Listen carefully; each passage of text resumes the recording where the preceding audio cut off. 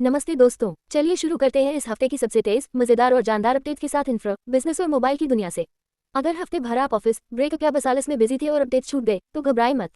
Infra की जमीन से आसमान तक की खबरें लेकर आ रही है मीरा। बिजनेस के नुकसान और निवेश को डिकोड करेंगे अभिनव, और मोबाइल लॉन्चर्स की दुनिया में धमाके करेंगे मनन। तो बकल अप, क्योंकि अब शुरू होता है हमारा no filter weekly ride infotainment वाली रफ्तार में। Let's go.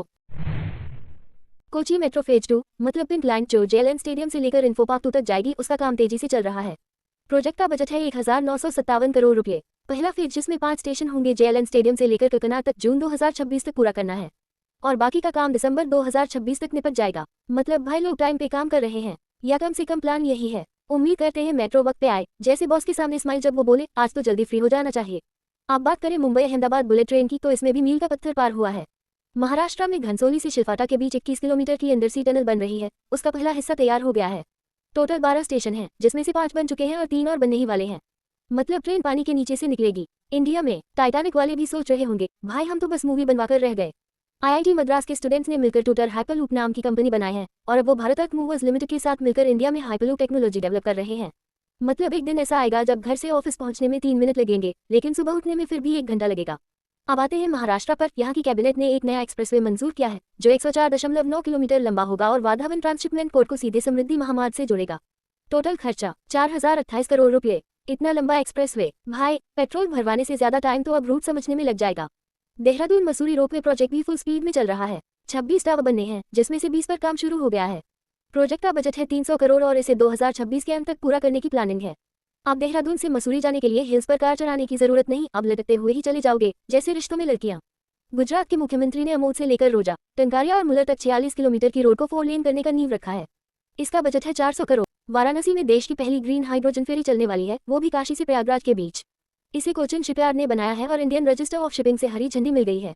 वियतनाम की इलेक्ट्रिक व्हीकल कंपनी विनफास्ट ने तमिलनाडु के तूतीकोरिन में अपनी नई ईवी असेंबली फैक्ट्री का धूमधाम से उद्घाटन कर दिया है, और खर्चा सिर्फ 16,700 करोड़ रुपए। आप कमाल की बात सुनो, इस फैक्ट्री को इन्होंने सिर्फ 1.5 साल में खड़ा कर दिया। 1.5 साल में? हमारे यहाँ तो 1.5 साल में घर की रेनोवेशन भी पूरी नहीं होती, और ये लोग बोले लो भैया फैक्ट्री तैयार है, चालू भी कर दी। शुरुआत में यहाँ हर साल 50,000 इलेक्ट्रिक गाड़ियां बनेंगी और धीरे धीरे इसे बढ़ाकर 1.5 लाख गाड़ियां पर ईयर किया जाएगा। मतलब ईवी इतनी बनेंगी कि एक टाइम आएगा जब ट्रैफिक में हॉर्न नहीं, सिर्फ हूंस की आवाज सुनाई देगी, और कोई बोलेगा भाई तेरी गाड़ी ऑन है या मेडिटेट कर रही है। उधमपुर को भी अब अपना एयरपोर्ट मिलने वाला है। ये प्रोजेक्ट 2 फेज में पूरा किया जाएगा। सेंटर ने भारत जेन नाम का नया इनिशिएटिव लॉन्च किया है, जो भारत का पहला सरकारी इनिशिएटिव है जो खासतौर से इंडियन लैंग्वेज और सोशल कॉन्टेक्स्ट के लिए फाउंडेशनल एआई मॉडल बनाएगा।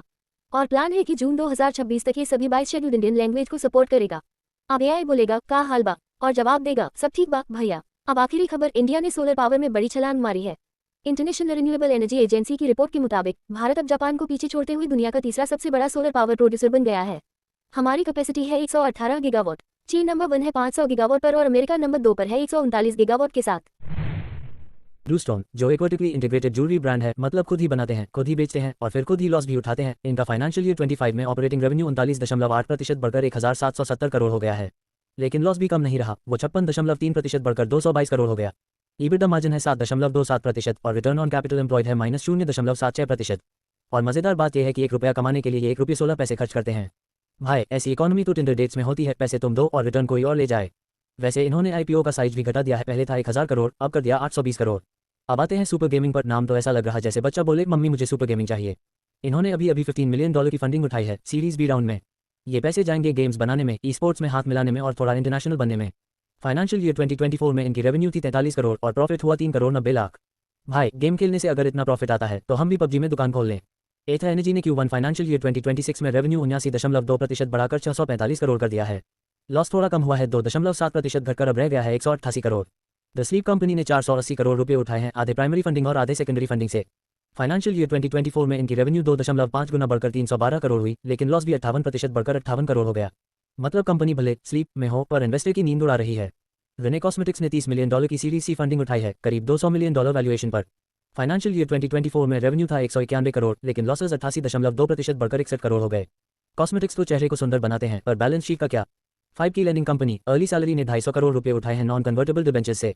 पैसे जाएंगे नए इनोवेशन और लोन्स देने में, खासकर उन लोगों को जो टेक्स आवी हैं और सैलरी भी आती है, मतलब लिंक्डइन वाले लोग। फाइनेंशियल ईयर 2024 में रेवेन्यू 2 गुना होकर 812 करोड़ पहुंच गया और प्रॉफिट 18 गुना बढ़कर हो गया 101 करोड़। भाई अर्ली सैलरी का तो लेट प्रॉफिट आ रहा है, लेकिन आ तो रहा है। बुबल एआई, हाँ नाम सुनकर हंसी मत रोकिए। शाओमी बैक की कंपनी एक इंडिक कीबोर्ड बनाती है जो एआई पावर्ड है। इन्होंने 12 करोड़ 9 लाख रुपए उठाए हैं सीरीज डी राउंड में, वैल्यूएशन है 834 करोड़।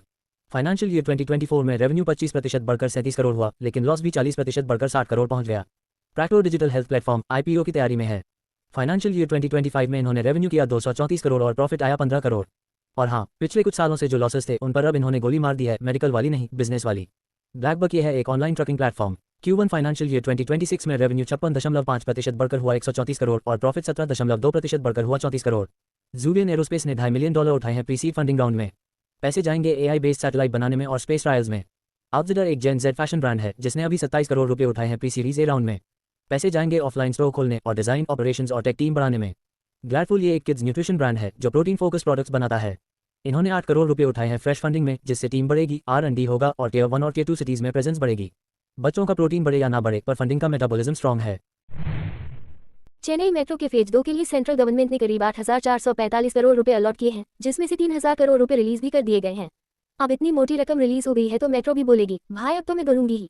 ये पैसे खासकर 3 नए कॉरिडोर बनाने में लगेंगे। इंडिगो लाइन जो माधवरम मिल्क कॉलोनी से सिरुश्री शिपको 2 तक जाएगी, ऑरेंज लाइन जो लाइट हाउस से पूनामल्ली बाईपास तक चलेगी और रेड लाइन जो माधवरम से शुलिंगनल्लूर तक दौड़ेगी।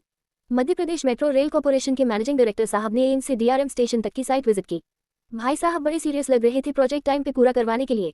MP मेट्रो के फेज 1 में 2 कॉरिडोर है, ऑरेंज लाइन करोन सर्कल से एम्स और ब्लू लाइन भटभरा स्क्वायर से रत्नागिरी तिराहा तक। इन दोनों को 6,941 करोड़ रुपए की लागत से बनाया जा रहा है और प्लान है कि 2027 तक चालू हो जाए। चेन्नई मेट्रो फिर से न्यूज में है। अब कॉरिडोर 4 का पहला एलिवेटेड सेक्शन जो पूनामल्ली से पुरूर को जोड़ता है, उसे दिसंबर 2025 तक चालू करने की प्लानिंग है। अब लोगों को ऊंचा सपना देखने की जरूरत नहीं, मेट्रो खुद ऊंचाई पर आ गई है। कोची मेट्रो भी पीछे नहीं है। फेज 2 यानी पिंक लाइन के लिए टेंडर निकाल दिया गया है। काम है डिजाइन, सप्लाई, इंस्टॉलेशन, टेस्टिंग और कमीशनिंग वगैरह का। ये लाइन JLN स्टेडियम से लेकर इन्फो पार्क 2 तक जाएगी और बीच में होंगे पूरे 11 स्टेशन। अब बात करते हैं बुलेट ट्रेन की। Mumbai Ahmedabad bullet train project में वडोदरा में विश्वामित्री नदी पर ब्रिज बनकर तैयार हो गया है।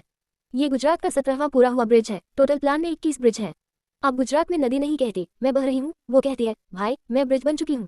इंडियन रेलवेज भी पीछे नहीं है। 3 नई वंदे भारत एक्सप्रेस ट्रेनें आने वाली है 10 अगस्त तक। नए रूट होंगी बेंगलुरु से बेलागवी, अजनी नागपुर से पुणे और श्री माता वैष्णो देवी कतरा से अमृतसर। अब वापस आते हैं Mumbai Ahmedabad high speed rail project में 406 किलोमीटर के हिस्से में फाउंडेशन का काम पूरा हो चुका है। इसमें 350 किलोमीटर गुजरात में और 56 किलोमीटर महाराष्ट्र में है। 12 में से 8 स्टेशन की फाउंडेशंस भी बन चुकी हैं। वापी, बिलिमोरा, सूरत, भरूच, आनंद, वडोदरा, अहमदाबाद और साबरमती। महाराष्ट्र में थाने, विरार और बोईसर में काम चल रहा है और बांद्रा कुर्ला कॉम्प्लेक्स स्टेशन तो पूरा होने ही वाला है। मतलब ट्रेन तो नहीं आए अभी, लेकिन फाउंडेशन इतनी है कि अगर सबको जोड़ दे तो एक और ट्रेन बन जाए। मुंबई का कोस्टल रोड वाला प्रोमेनाड फिर से डिले हो गया है। अब नया ओपनिंग डेट हो सकता है 15 अगस्त। प्रोजेक्ट कुल 7.5 किलोमीटर लंबा है जो प्रियदर्शनी पार्क से लेकर वर्ली के बांद्रा वर्ली सी लिंक एंड तक जाएगा। हाल ही में 2 हिस्सों का काम पूरा हुआ, टाटा गार्डन से हाजी अली और लवग्रोव नल्ला से BM थैकरी चौक तक। आंध्र प्रदेश ने तो बाजी मार ली। अब 1 एकड़ जमीन सिर्फ 99 पैसे रुपए में मिल रही है लिफ्ट पॉलिसी 4.0 के तहत। भाई ये तो ऐसे लग रहा है जैसे जमीन नहीं बेच रहे, पेटीएम कैशबैक दे रहे हों। टेक हब बनाने के लिए गवर्नमेंट ने ये स्कीम निकाली है। मतलब अब जमीन सस्ती है पर चाय महंगी। भाई इंडिया में प्रायोरिटीज बदल गई हैं। गुजरात में रेलवे इंफ्रास्ट्रक्चर पर धुआंधार काम चल रहा है, पूरे 36 प्रोजेक्ट्स। इन पर कुल 30,275 करोड़ रुपए खर्च हो रहे हैं। इसमें 6 नई लाइनों से लेकर 17 गेज कन्वर्शन और 13 डबलिंग मल्टी ट्रैकिंग प्रोजेक्ट्स हैं। मतलब गुजरात में ट्रेन को बोलो टर्न लेफ्ट टर्न राइट, हर तरफ नया ट्रैक ही ट्रैक। अब चलते हैं Karnataka. Ministry of road transport and highways ने कहा है कि 23 नेशनल हाईवे प्रोजेक्ट्स जो लगभग 600 किलोमीटर के हैं 2025 से 26 के एंड तक पूरे हो जाएंगे।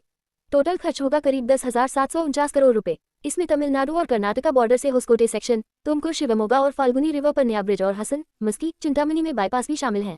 कर्नाटक वाले अब कह सकते हैं अब हमारे पास हर दिशा में हाईवे है, सिर्फ एक्स वाली गली मत बनाओ प्लीज। पोको M7 प्लस आने वाला है 13 अगस्त को। इसमें मिलने वाला है 50 मेगापिक्सल का AI कैमरा और एक तगड़ी 7000 मिलीएम्प पावर की बैटरी। और सुनो, कुछ लीक हुए स्पेक्स के मुताबिक इसमें हो सकता है स्नैपड्रैगन 6S Gen 3, 6.9 इंच की बड़ी सी डिस्प्ले, 8 मेगापिक्सल की सेल्फी कैमरा और कीमत होगी करीब 15,000 रुपये।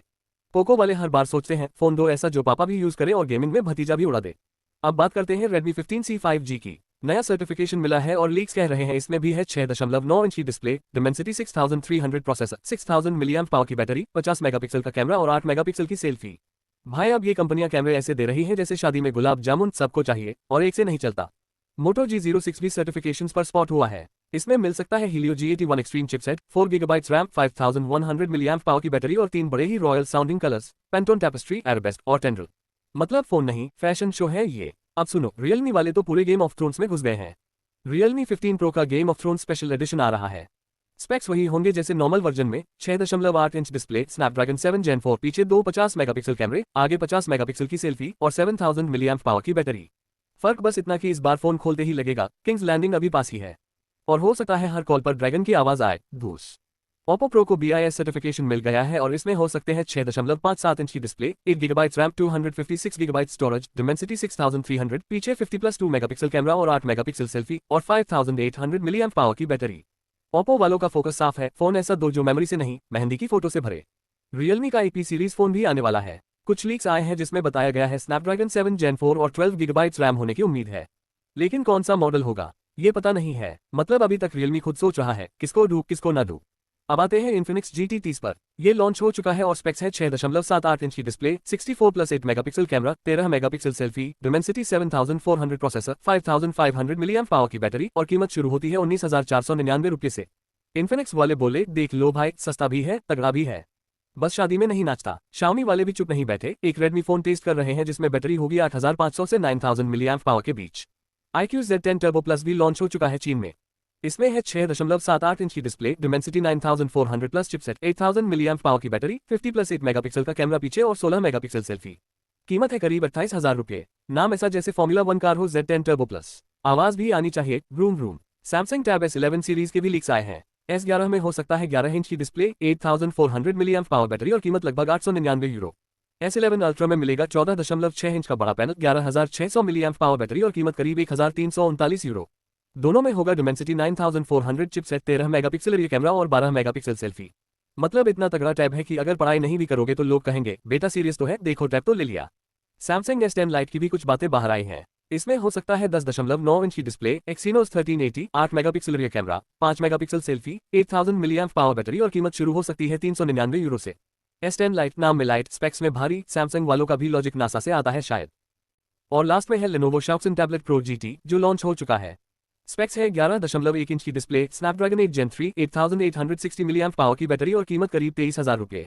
और हाँ, ऑप्शनल कीबोर्ड और स्टाइलिस के साथ इसकी कीमत जाती है 36,000 रुपये तक। मतलब ये टैब नहीं, पोर्टेबल ऑफिस है, सिर्फ बॉस वाला एटीट्यूड जोड़ना बाकी है। Bangalore metro rail corporation limited ने फिर से टेंडर निकाला है फेज 2B प्रोजेक्ट के लिए। हाँ, वही ब्लू लाइन जो बेंगलुरु शहर को केम्पेगौड़ा एयरपोर्ट से जोड़ने वाली है। इस पैकेज में 6 स्टेशन शामिल हैं, हेबल, कोडिगेहल्ली, जक्कोर क्रॉस, येलाहंका, बगलूर क्रॉस और डोडा जिला।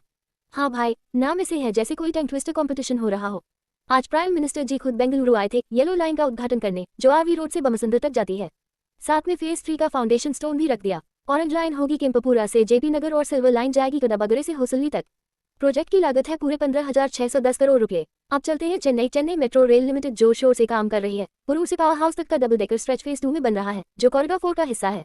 लाइट हाउस से पूनामल्ली तक मेट्रो जाएगी और बीच में वडपलानी भी आएगा। कोची मेट्रो भी पीछे नहीं है, उन्होंने ट्रैक्शन सिस्टम सप्लाई और इंस्टॉलेशन के लिए टेंडर्स निकाल दिए हैं। पिंक लाइन का पहला हिस्सा JLN स्टेडियम से इन्फो पार्क तक 30 जून 2026 तक चालू करने का प्लान है। और हाँ, जब तक वो चालू हो तब तक आप अपनी शादी की प्लानिंग कर सकते हैं या फिर 2 बार ब्रेकअप कर लो, टाइम तो है ही। मुंबई में भी हलचल है। टिटागढ़ रेल सिस्टम्स को मिला है rolling stock contract Mumbai metro की लाइन 6 के लिए, जिसकी कीमत है 1598 करोड़ 55 लाख। सुनते ही लगता है जैसे लॉटरी लगी हो, पर ये लॉटरी ट्रेन्स की है, सो सवारी बैठिए, मजा लीजिए। मुंबई रेलवे विकास कॉर्पोरेशन ने भी बिड्स मंगाए हैं। कल्याण से बदलापुर तक डिजाइन, सप्लाई और टेस्टिंग का काम होगा। लागत बस 41 करोड़ रुपये, यानी अब ट्रेन की टेस्टिंग होगी, इंसान की पेशेंस की नहीं। अब सुनो रेलवेज का नया ऑफर फेस्टिवल रश के लिए। राउंड ट्रिप पैकेज शुरू हो रहा है 14 अगस्त से। अगर आप 13 अक्टूबर से 26 अक्टूबर के बीच जाने की टिकट बुक करते हो और वापसी 17 नवंबर से 1 दिसंबर के बीच करते हो तो वापसी का बेस फेयर 20% कम। भाई, इंडियन रेलवेज भी अब अमेजॉन सेल जैसा लगने लगा है।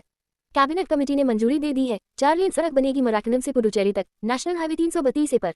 कीमत है 2157 करोड़। इतना सुनते ही गूगल मैप्स भी खुश हो गया, बोला अब मुझे रीरूट नहीं करना पड़ेगा। चेन्नई से तिरुपति जाना अब और तेज होगा। तिरुवल्लुर से तिरुनिंद्रावुर तक का 18 किलोमीटर का ग्रीनफील्ड हाईवे सितंबर तक पूरा हो जाएगा। ट्रैवल टाइम 45 मिनट कम हो जाएगा। मतलब अब टेम्पल जल्दी पहुंच जाओगे, बस विश भी जल्दी पूरी होनी चाहिए। मुंबई में ट्रांसपोर्ट का अल्टीमेट जुगाड़ हो रहा है। 34 मेट्रो स्टेशन को 39 सबर्बन रेलवे स्टेशन से जोड़ा जाएगा ताकि लोग स्मूथ ट्रैवल कर सकें। वेस्टर्न और सेंट्रल रेलवे दोनों शामिल हैं। कुर्ला वेस्ट से बांद्रा ईस्ट को जोड़ने वाला BKC और टैक्सी प्लान भी चल रहा है। और सैंड का आगे महाराज चौक मोनोरेल को महालक्ष्मी से कनेक्ट किया जाएगा। बस अब घाटकोपर और अंधेरी जैसी भीड़ से बचने का तरीका मिल गया, वरना लोग तो वहां ऐसे फंसते हैं जैसे लास्ट समोसे के लिए लाइन लगी हो। और अंत में इंडियन रेलवेज ने भुजनालिया सेक्शन की सनोसुरा से दहेज तक पहला इंडस्ट्रियल सॉल्ट लोडेड रेल चलाया है। यानी अब नमक भी वीआईपी बन गया है, ट्रेन से सफर कर रहा है। लॉजिस्टिक्स सुधरेगा, इंडस्ट्री बूम मारेगी, और आप जब अगली बार नमक खरीदेंगे तो सोचिएगा ये नमक ट्रेन से आया है, बस आपके स्वाद के लिए।